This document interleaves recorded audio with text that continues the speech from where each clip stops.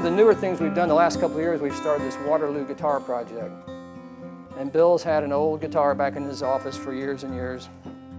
And he took the back off a few years ago and kind of rebraced the top and put it together. And that's kind of got him thinking about, this little line of guitars. These old Kalamazoo guitars, a Depression era, made in the early 30s, Kalamazoo, Michigan. And there's a sound of those guitars. It's not like the normal guitars that we make or most guitars made these days and stuff. And so he's been tweaking and thinking about this for a long time. And we finally have these in a pretty good production scale going.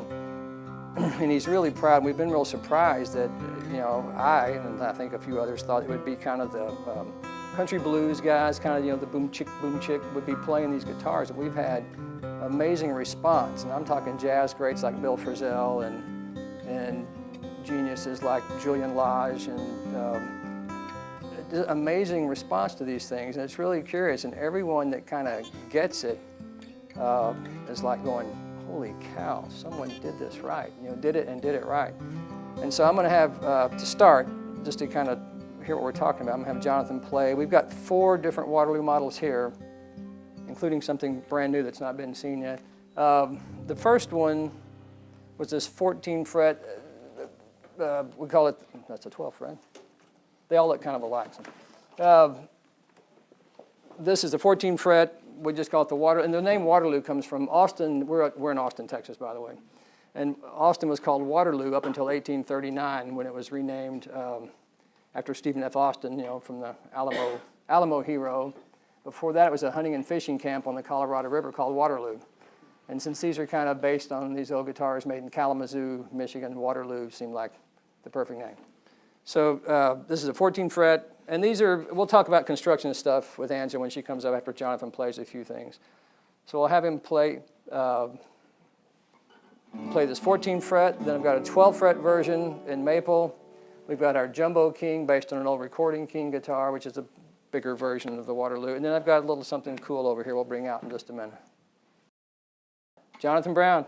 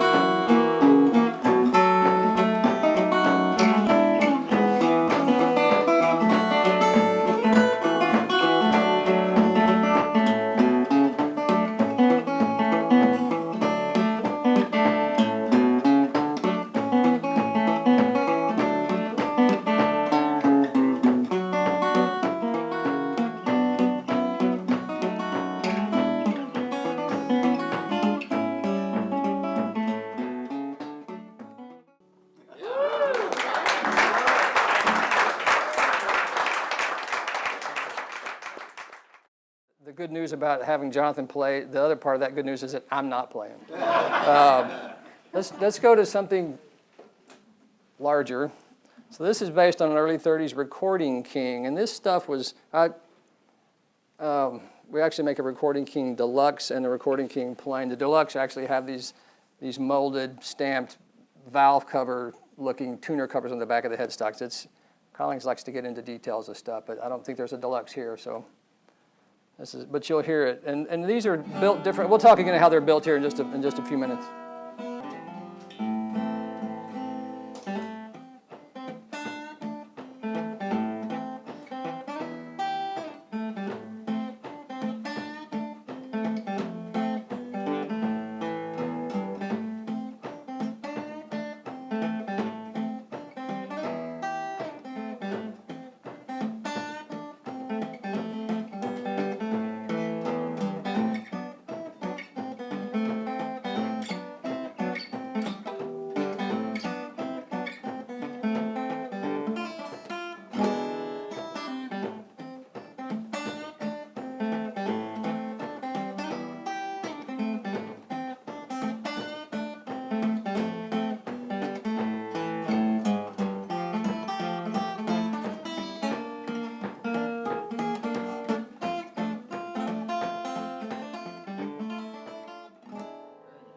Awesome.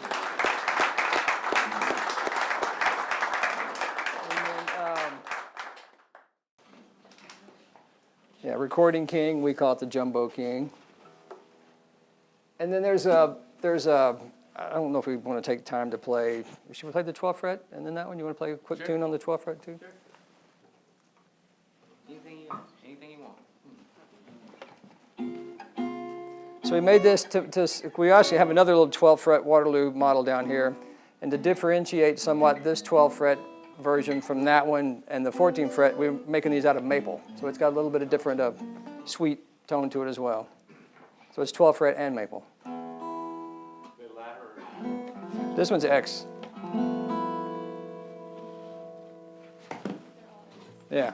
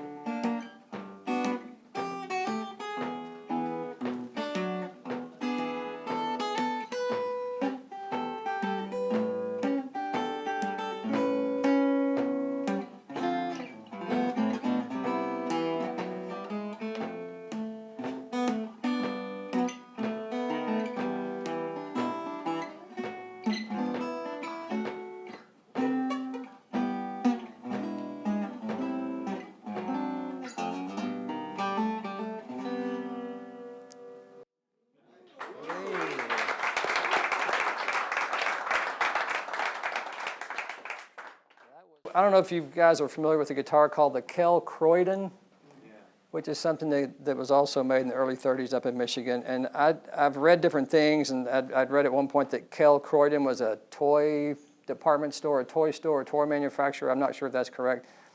That guitars were being, because back in the days, the guitar manufacturers would make guitars for different companies, you know, and call them different things. You know, Montgomery Ward's had guitars and stuff like that. And of note about these things is they were the lightest weight steel string guitars ever made. And a lot of them kind of didn't survive. They didn't hold up, being really, you know, they're really thin and really thin, you know, braced and stuff. And maybe in 1932 you couldn't afford a case with a guitar or whatever.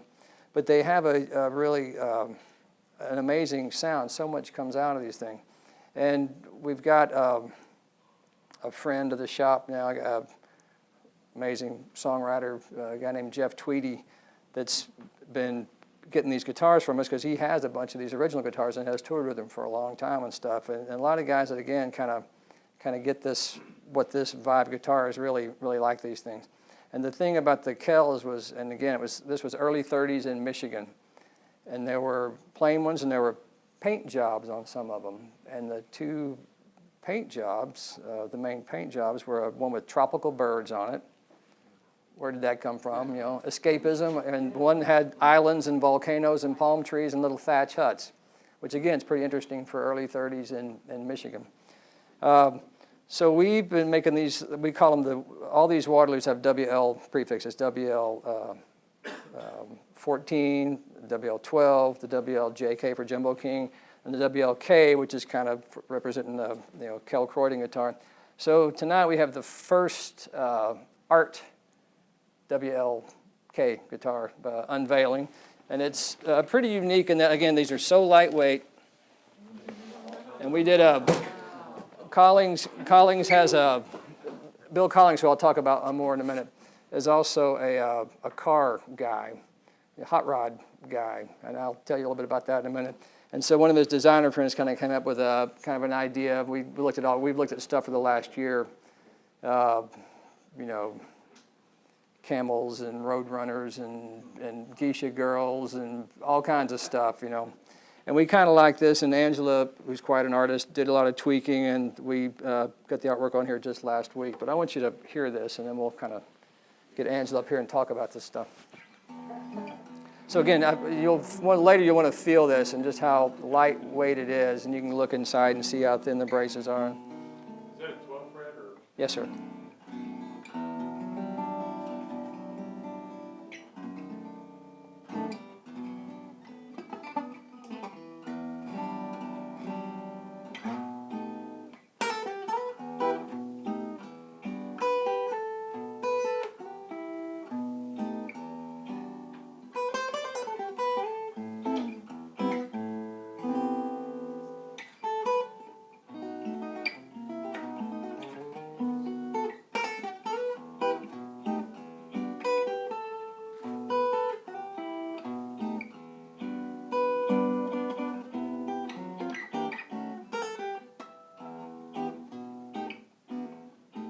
Summertime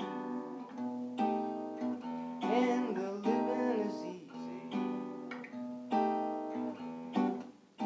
Fish are jumping, the cotton is high.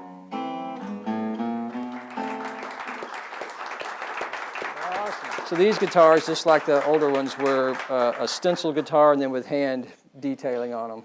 And you might want to Google it later and look up these with K's, Kel Croydon. Pretty cool stuff, and it's certainly Americana stuff. So yeah, we'll call this the Southwest, and we'll do some other designs. So, like Pokemon cards, you can collect a whole bunch of them.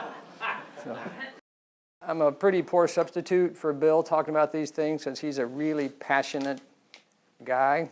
He's got a grandfather also named William R. Collings, who was an engineer with Dow Chemical. General manager, vice president, president. Dow Chemical merged with Corning Glass in the early 40s, became Dow Corning, and he went on, was honorary chairman of the board and was there for decades. I think there's 60, I have a book about him in my office. I think there's like 69 patents that Bill's grandfather has, his father's father. And I think a lot of in World War II, the Dow was doing a lot of stuff with adhesives and stuff, and keeping airplanes in the air so they could fly all across the Atlantic instead of having to be shipped over to the front. A lot of the stuff they were doing in the 50s got into silicone. I think a lot of the reconstruction work stuff being done goes back to his grandfather's patents. There's a lot of engineering that's filtered down. His grandfather's uncle, which would have been Bill's grandfather's mother's brother. So what is that? His great-granduncle or something like that?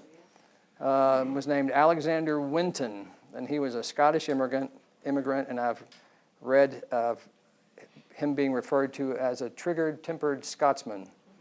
And so you can call it passion, you can call it, but he was one of the first individual to build and sell a car commercially in the United States. First guy to use a steering wheel instead of the old tiller.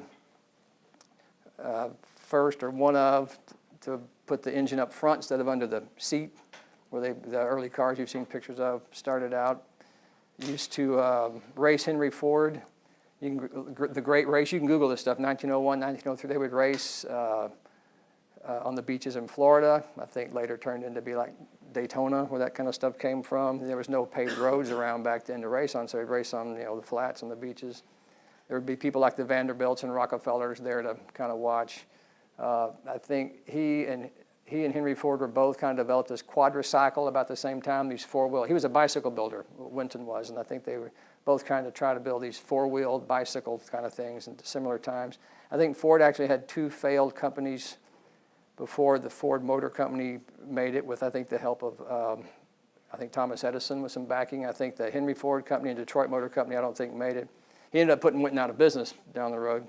Winton was probably building too nice a car, and Ford started pumping out these Model Ts for $350 and making 100, however many he was making and stuff.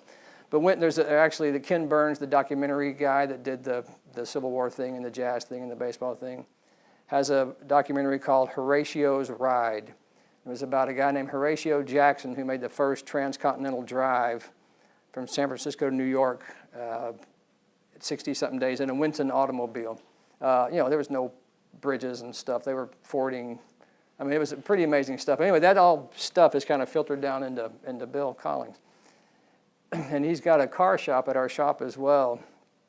And what he's passionate about is doing cool stuff and doing it right. I mean, the other day he was trying to find, or he had someone trying to find 1/4-inch thick mother of pearl. He's got a 31 Ford he's been working on for 2 or 3 years, and I'm getting close to having it done. And it's a stunning, I'm not a car guy at all, but you can't help but look at it and go, holy shit, that's beautiful.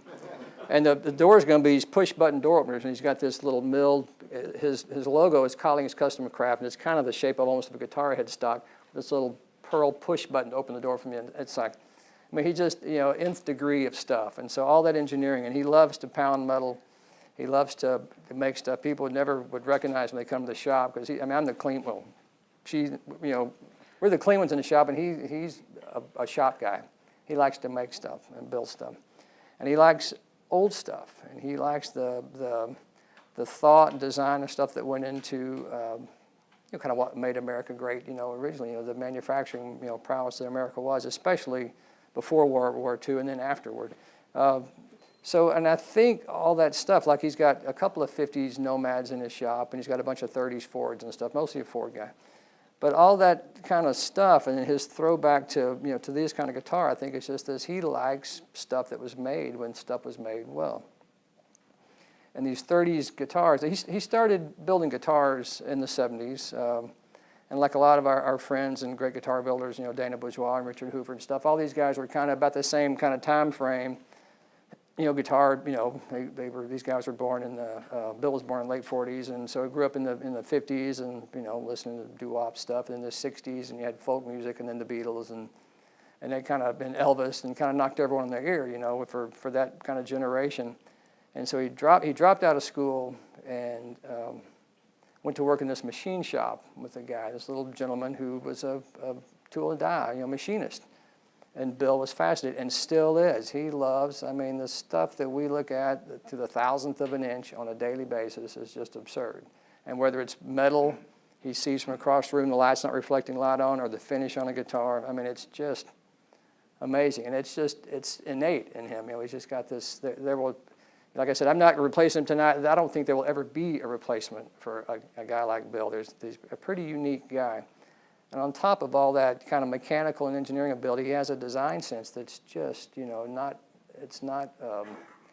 know anyone else in the industry quite like it. And this stuff is all, tributing old guitars, 30s, pre-war, and Martin guitars, and, we make Gibson-style stuff, and look at some of the lines in electric guitars. It's just all beautiful stuff. And he's always liked to take stuff that he liked and try to, make stuff better. That's kind of been his goal, for a long time.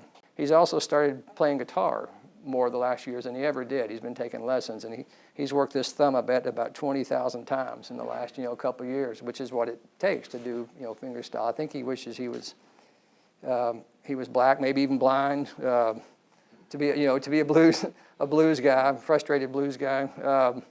But I don't know if it's because he's been, playing and studying and listening to that music, and his appreciation for kind of vintage stuff.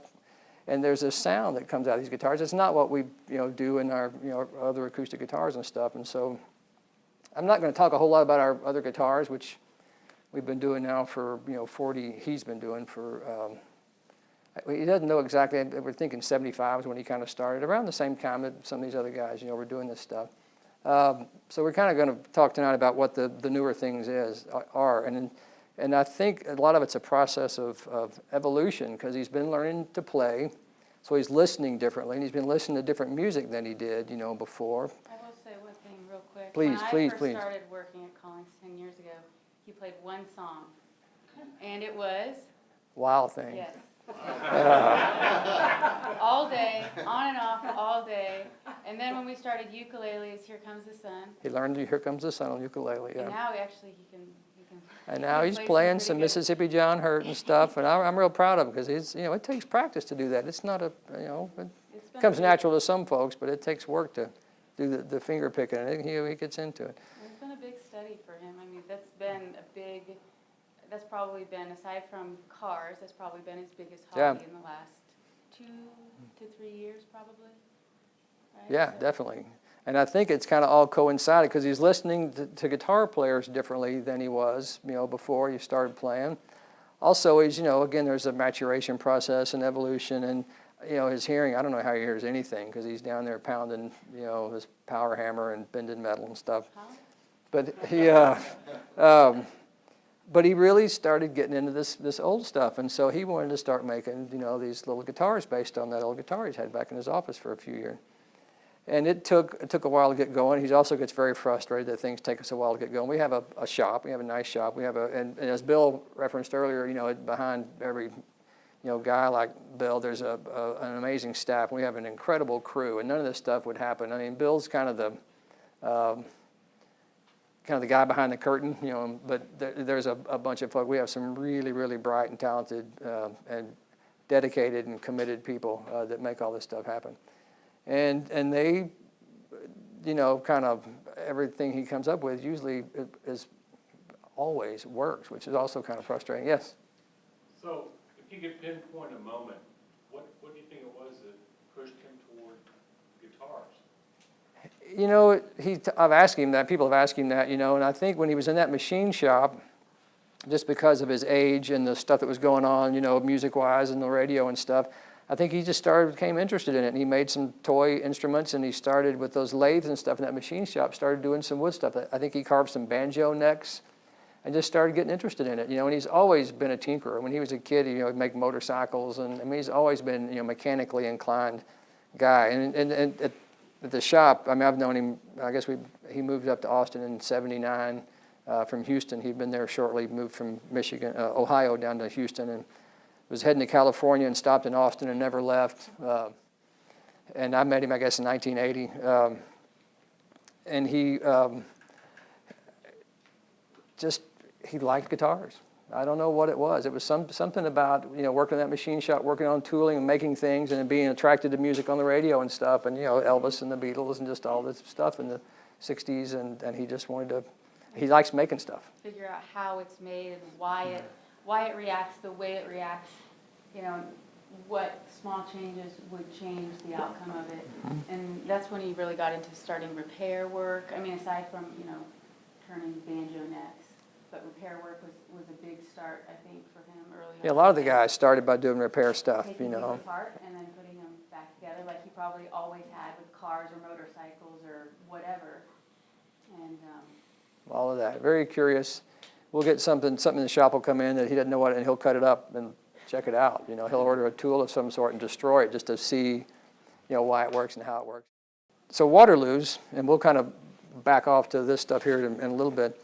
He just wanted to do something different. He was listening differently, and he, you know, liked the old stuff, and so he started. So we came out with this first one, the WL14, and I still say, you know, why don't we call it, you know, what is WL for? Waterloo. I said, that's one word.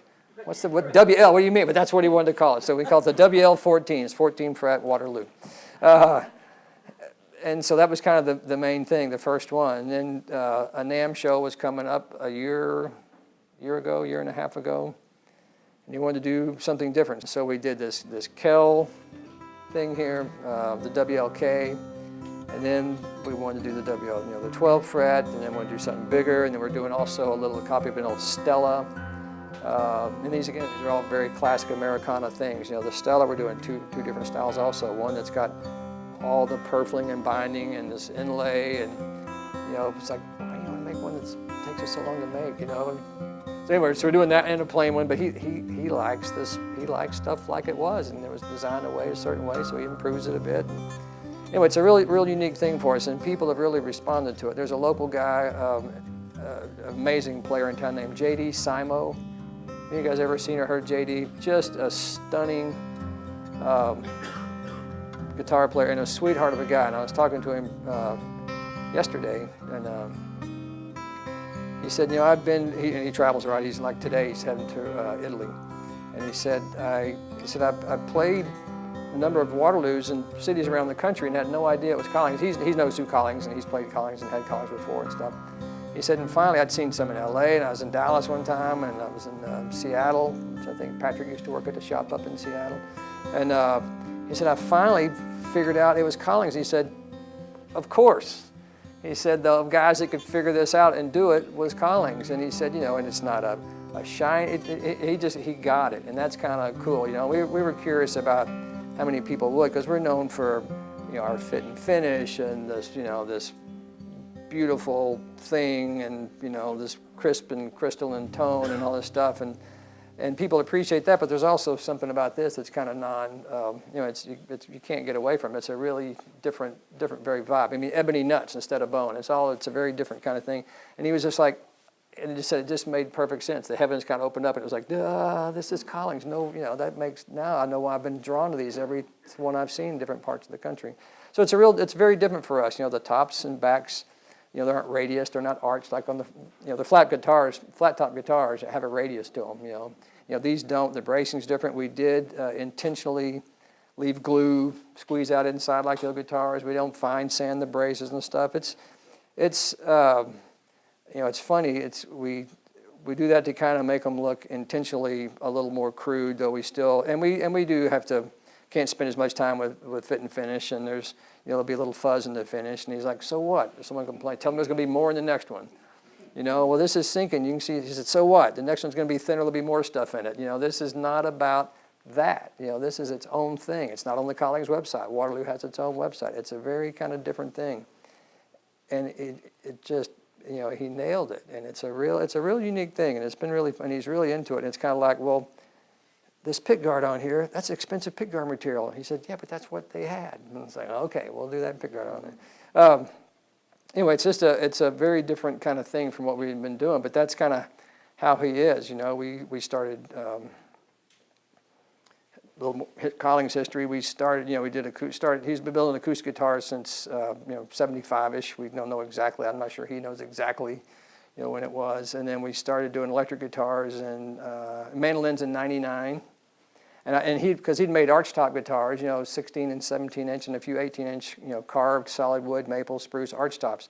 And I think he liked carving maple. He liked carving wood. He loves recurve. I'll watch him down there on the cars. It's the same thing, and on the guitars. And I think he kind of wanted to do that with mandolins. Plus, that's a challenging instrument to make, a mandolin, to have this little tiny thing with 8 strings and all this tension on it, and to work right. So he's not afraid of any challenge. Doesn't care how long it takes to figure it out or kind of what it costs. He doesn't think enough about cost, in my opinion. Not motivated by profit. I mean, it's just not. He likes cool stuff, and we'll talk more about that, in a minute. So the Waterloo was a real kind of a switch point for us. Again, we started mandolins in '99 because I think he liked carving maple, and it was a challenge to do that. We started ukes in 2000, the big uke thing was going on, and he likes ukes too. He was learning to play one, so we built some ukes. Started electric guitars in 2006 because it was, I think he thought, well, we've got a great shop, we've got wood, we've got guys, we cut and sand and glue and paint wood every day. Electric's no big deal. Just stuck some electronic shit in there and it'll, make this great thing. Well, it was not the case, obviously. It takes a lot more than just that. So, it took a there was a big learning curve with that, but it was just a challenge that, he likes to take, and it comes down, balancing the weight of the top piece of wood on an electric guitar and the back with the fretboard and the density and all the stuff. Just like with this stuff, it's just, everything is about kind of balance, and that's been coming more and more to the front the last couple of years with these, with the new tees, and even with the cases. I mean, this idea of balance and weight. And again, I don't know if that's evolution, maturation.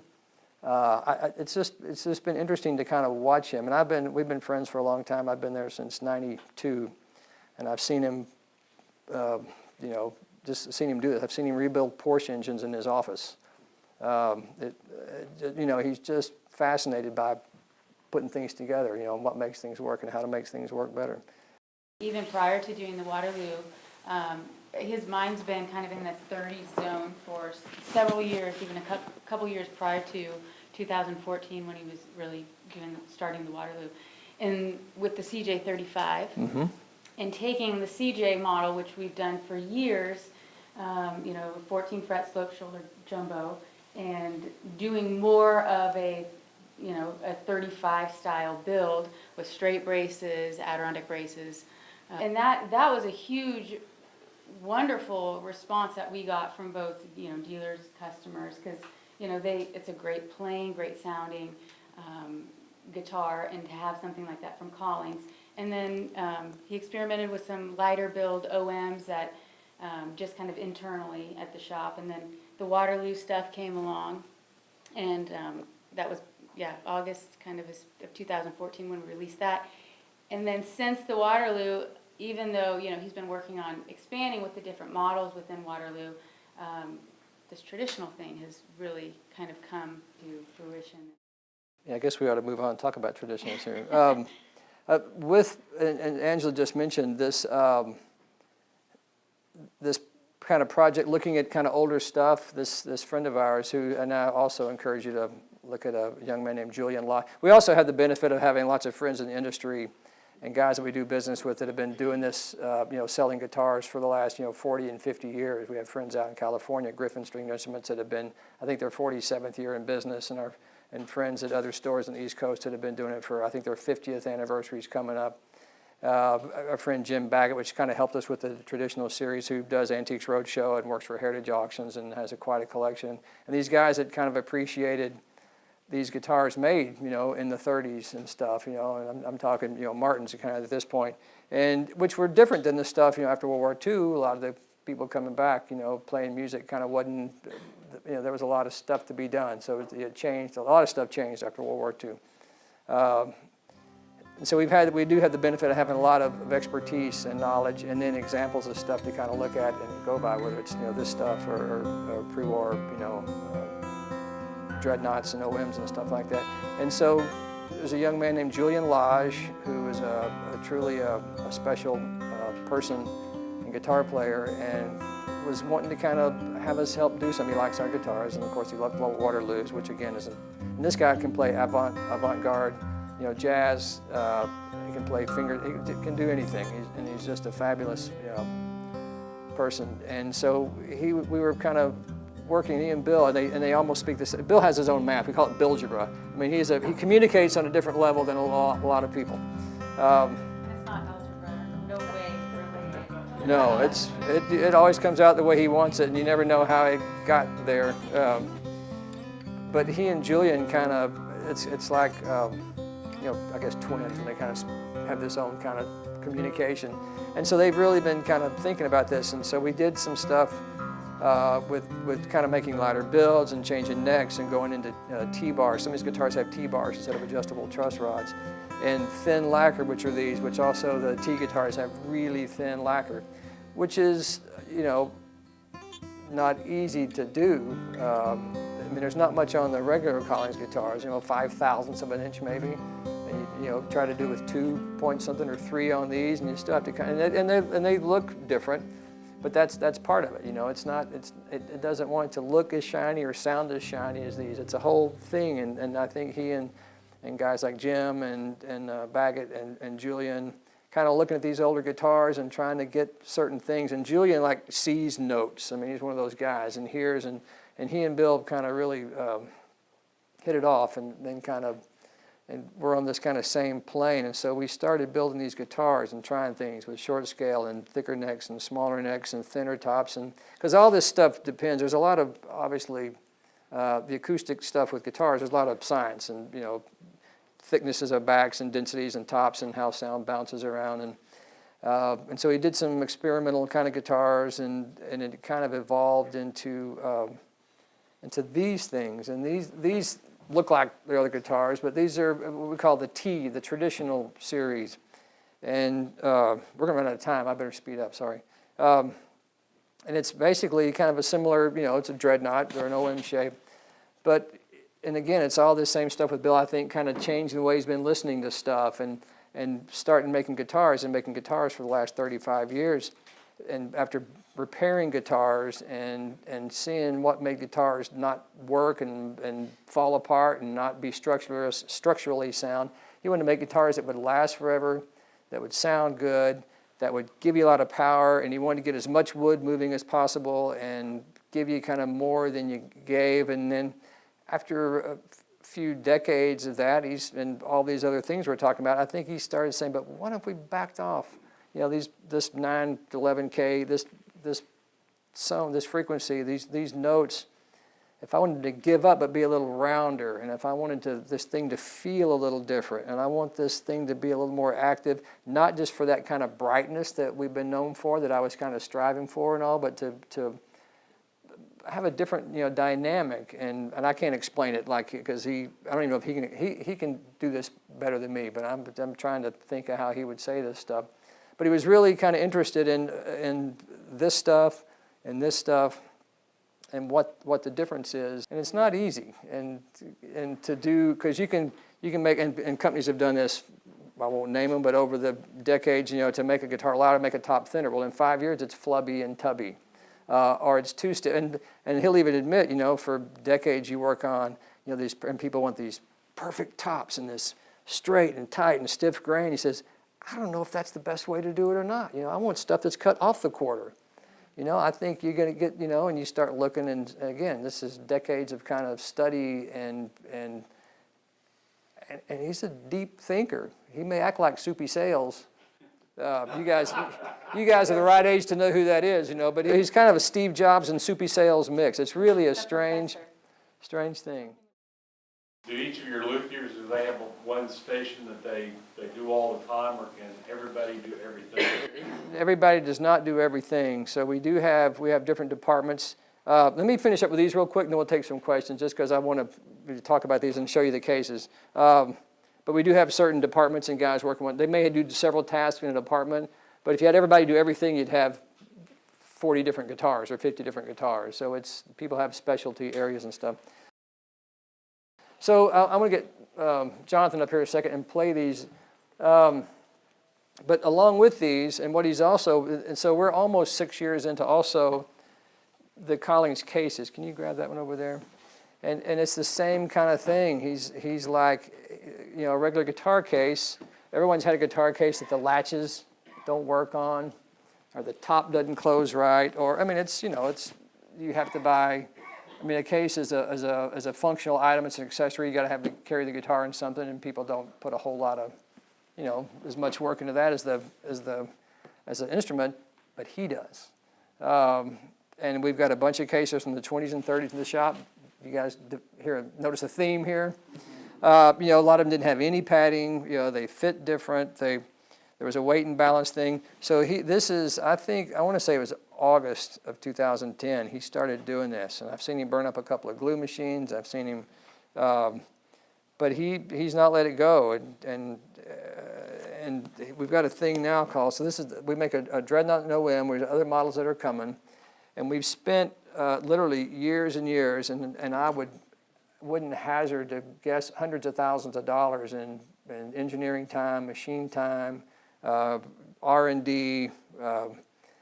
The feet on these things and on the mandolins are designed. We milled them in our shop. The latches, the bumper. This is a steel and rubber molded. We make these in the shop. The bumper and the rubber is like special to not. It's not going to get brittle and break. It took a long time to kind of figure out how we wanted the rubber, of course, the design, and then making it, and then making the piece, the stamping the piece, and then molding the rubber into it. The latches, he found a bunch of old luggage makers in New York from the 40s and found a stash of old latches. He spent probably 2 years on the tensioning on the spring. The handle, we just finally got... So it's different than a guitar. So this curve is stronger, say, than a regular Dreadnought case. So the handle had to be a little bit different shape and longer. And I don't know if you've had guitar cases before where the handle is kind of pulled off, this little metal piece out of here. So the steel bar in the middle, this injection molded, it's actually welded around the welded D-ring, injected molded rubber around it, then this textured leather handle to match the textured leather on here. It feels better, it's softer. The little last clasp that hold it on, it's all been designed and thought about to the nth degree. I'm saying 6 years into this stuff. This rim here around the top, there's no stitching. It's got a fiber strip that this is folded around, glued and stapled from the inside. We do all of it's molded poplar 3-ply plywood. The hinges, again, the feet design. The hinges are a thicker steel. There's other people that make hinges that kind of look like this, but they don't quite function like this. The balance for walking upstairs, for the way the guitar, so you're not, just everything about it. And again, I think he's kind of going, everything kind of this theme of quality, vintage, weight, balance. He's like, there's other guys who can make good guitars. They can't make this. And he's true. I've never seen anything like this in the world. I mean, I don't think there ever has been. We do these custom molded, the styrofoam, molded on a CNC machine in the back, the foam, custom molded foam for the sides. We actually we spend a lot of time, these injection molded foam for this neck rest that cradles perfectly, and every ounce to him is painful. And so to get the right density at the right weight, I mean, and then to have when you squirt the stuff in and it solidifies, to get it to vent outright and not, I mean, months and years of stuff of work into this. It's just, no detail goes, unnoticed and unaddressed. And it's just kind of, it's maddening and fascinating, and I guess those are two things I would say about Bill.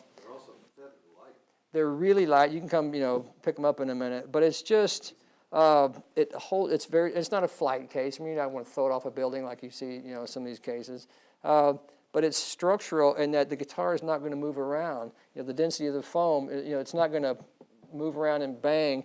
It holds it real nice. There's not a lot of extra space that's wasted for, that's going to add weight to the thing. Like I say, every ounce to him is something. And it's just, another indicator of he knows no bounds to, and he wanted something to package what we're proud of doing and what he's been proud of doing for these last 40 years.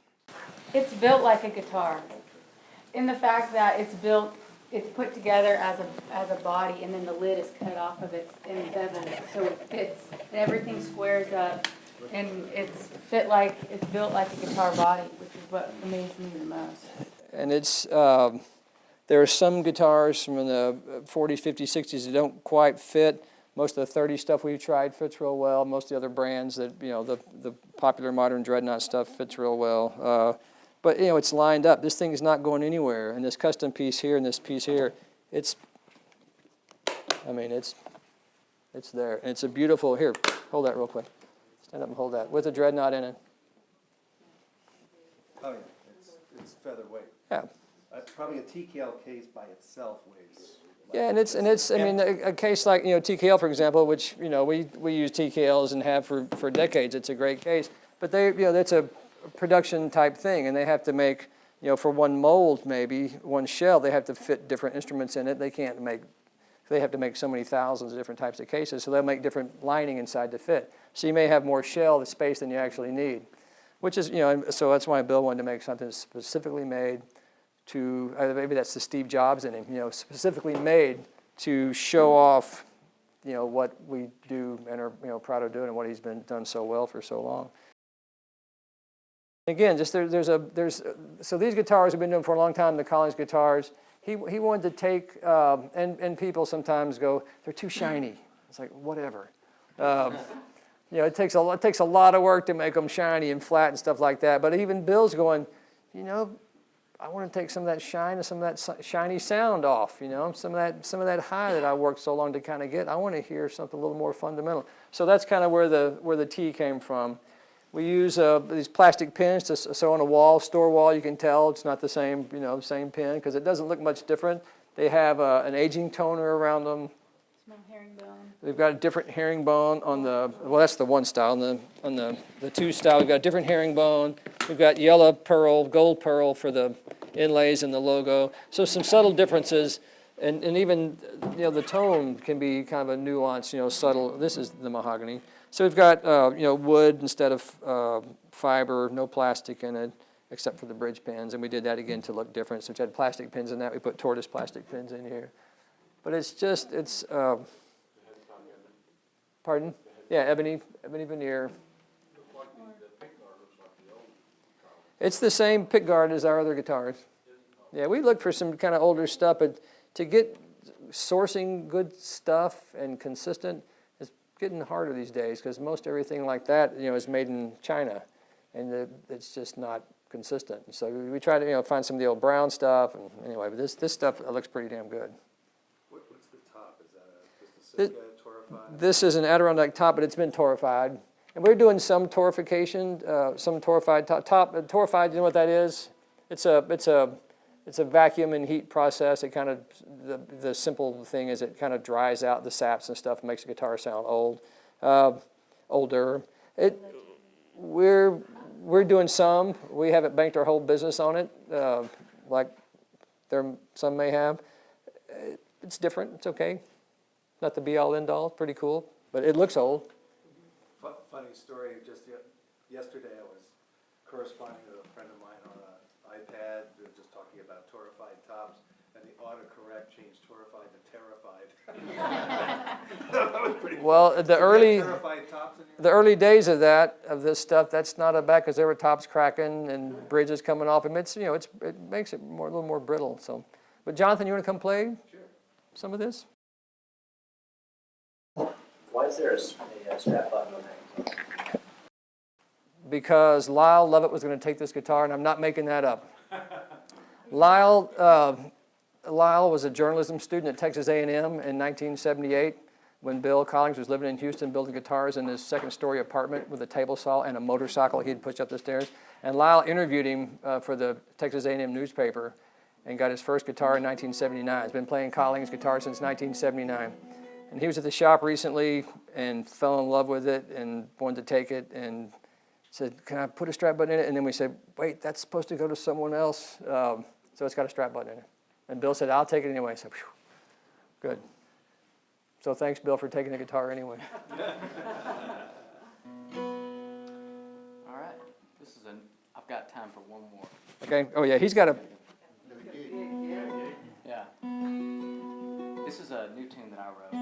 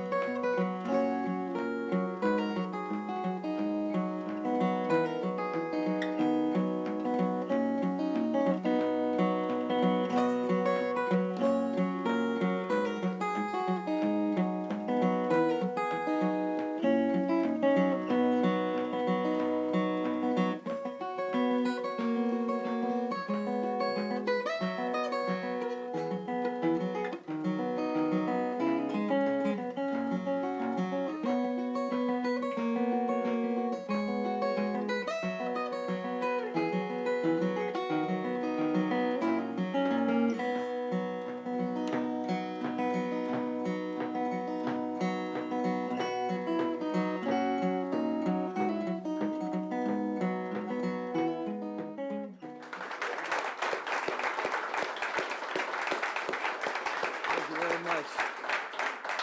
I have a question for you guys. Have you ever looked at a guitar case and said, "Ooh, sexy"? Anyway, sorry. No. I have. What is your take on the torrification process? Martin's doing it, Taylor's doing it. I know Dana's been doing a whole lot of it the last couple of years. When something like that starts, we're real traditionally oriented stuff. And so you have to kind of look at everything with kind of a, jaded eye and go, is this a fad? Is this, it's like all kinds of stuff. It's like, spruce being cut at midnight on this, south side of the mountain and when the owl strikes 3 and hoots 3, whatever.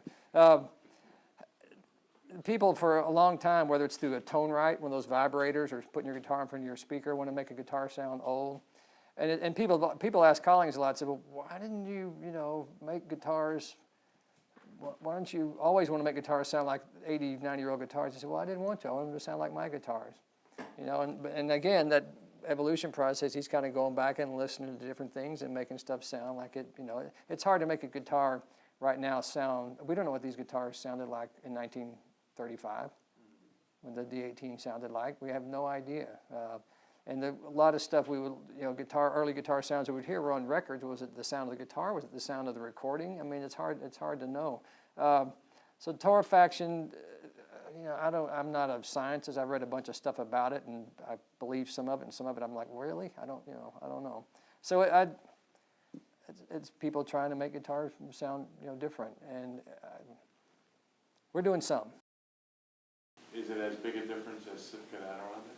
Yeah, I don't think it's, you know, again, the Sitka we're using, like for these guitars, we found these Sitka, a bunch of old bridge beams that were Sitka, and it's really cool and good sounding woods. I like Sitka sounding woods. It's different. I'll just say it's different. How many Waterloos do you make in a year? We're making 25 a week right now of all the different models. Yeah, it's pretty crazy. And Bill's been frustrated because we hadn't been making 25 for 2 years. It's like, shit, we had to, you know, we had to get guys trained. We were doing them in our own shop for a while, you know, and we tried, okay, it's going to build these up, and then you have a guy quit or something. Okay, move him over here and put someone else over here. We have our own space now to build them. We have a separate little crew doing it. There's 5 people, 2 finishing, 2 setting up. So there's like 8, 9, or 10 people, you know, doing them. And it's certainly a faster process. You know, there's no buffing. We don't spend as much time on the finish. Also, I think, you know, maybe Bill's tired of being known as the guy with the most perfect finishes in the world. So he's really, because there's an education process. People call and say, oh, there's, you know, something in here, and, you know, and we're like, yeah. Supposed to be there. Yeah, we put it there. I mean, you know, and sometimes it's like, oop, somebody did a touch up, but it's like, yeah, it's a Waterloo. With the new cases, will the option always be TKL with the new case? Well, the T's come with the cases. It was like the perfect kind of thing, you know. They're both kind of traditional. Yeah, the cases I listed $850, and they should be a little bit more, but Bill and I fight over price. I'm just saying, for it to make money off what we do, I'd have to double everything we really. I mean, we really would. It's so much more that goes into this. Yes, we're selling them now. We're making a few more now than we are T's, so we're selling them to a lot of vintage guys. There's a friend of ours up in Massachusetts named T.J. Thompson. He's a very famous, people fly him around the country to look at their old guitars and restore them, and he's putting them in these, people that need cases, and he's making his guitar and put them in these. He's like, wow, I'm sleeping in a different one every night. That's exactly what he told me. Again, people that kind of get it, it's easy to see. I don't look at the forums because they make me a little bit crazy, and I understand people going, "Who's going to spend that much money? You know, a Carlton's this, I can get that." But this is not that. I mean, this is it's a very different thing. Carlton's are friends of ours. They're also in Austin. It's a great case. I'm just saying this is a very different thing. But the time and the thought and the work, materials that go into this stuff. We crushed this fabric. This is crushed rayon velvet made in Virginia that we hand wash, crinkle, lay it out to dry. I mean, it's a ridiculous amount of stuff that goes into everything we do. How do you find your luthiers? Do you go out and headhunt? Bus stations. Bus stations. There's a. I mean, do you go to the schools? We do. Who's doing? You know, who's the We do. We Are you willing to take a guy and that's trainable, or how do you do? We look for a guy that's trainable. Most of the schools are not really long-term schools. You know, we use a school, Roberta Vinn, which is in Arizona. It's a 5-month program. They do 2 a year. We have, I think a few years ago, the guy who founded Roberta Vinn was out, and we went through our employees, and 25% of them had been graduates. Some as back as 20 years ago, as far back, and some as, a year ago. And we have Steve Nall, who's runs our neck department, goes out there every semester, and he's a ex-military. He's a badass craftsman and worker and knows what, you know, what to look for. And so a school that's 5 or 6 months long, you can't teach someone to be a craftsman. I mean, you can't. But you can see someone that takes care of their tools, that shows up on time, that has the right, and you know, that kind of stuff that's really valuable in any employee. You know, someone that kind of is teachable and has the right kind of basic stuff. So we have to train guys, and some guys learn faster than others, but it's a pretty tough. It takes about a year to learn one of the jobs. And you asked earlier about, do people do all the, you know, we have the setup department, finish department, neck department, body department, electric department, mandolin department, Waterloo department, case department, and the mill. The mill makes all the parts. We've got CNC machines. We've got amazing guys back there that they make parts for everything we do. We do a lot of stuff. It's an amazing, it really is an amazing operation. I invite anyone to come to Austin and see it. It's pretty crazy.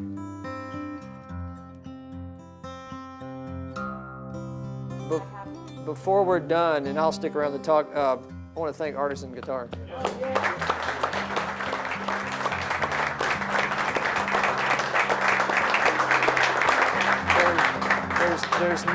There's not a lot of places like this that, you know, show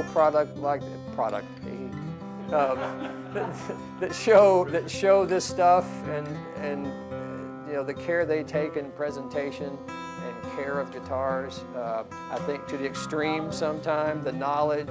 I mean, that's a pretty special thing to have right here, you know, in one of the guitar cities. I kind of think Austin, you know, guitar town, but it's a very special place. You guys are lucky to have this. I don't know how many of you guys are local, but it's pretty special to have these guys here. We appreciate it. We love them, and thanks, guys. Thanks for having us up here.